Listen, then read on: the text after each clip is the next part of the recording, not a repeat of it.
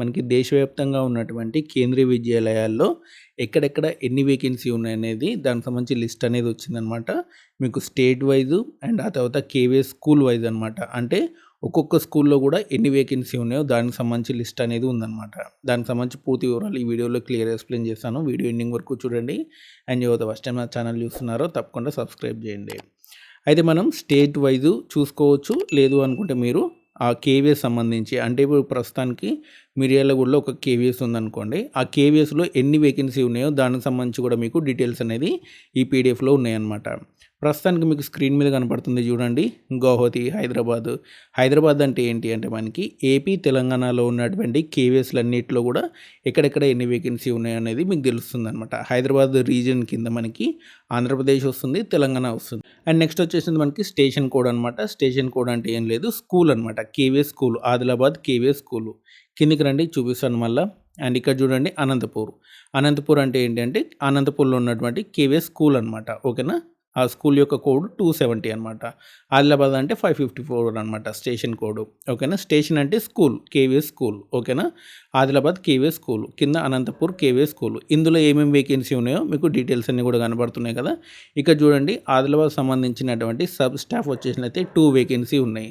And primary teacher music వచ్చేసినైతే ఒక vacancy ఉంది. ఇలా స్కూల్ వైజ్ కూడా మనకి వేకెన్సీ డీటెయిల్స్ అనేవి వచ్చాయి.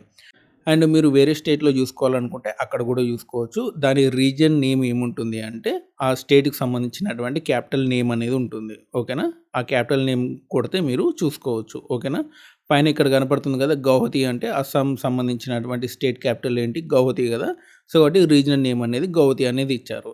ఇదివరకు మనకి ఏపీ తెలంగాణకు సంబంధించి కలిసి ఉన్నాయి కదా, అప్పుడు మనకి హైదరాబాద్ అనేది రీజన్ నేమ్ ఇచ్చారు, అదే కంటిన్యూ అవుతుంది. సో హైదరాబాద్ రీజన్ కింద మనకి ఏపీ తెలంగాణలో ఉన్నటువంటి కేవీఎస్లు అనేవి వస్తాయి.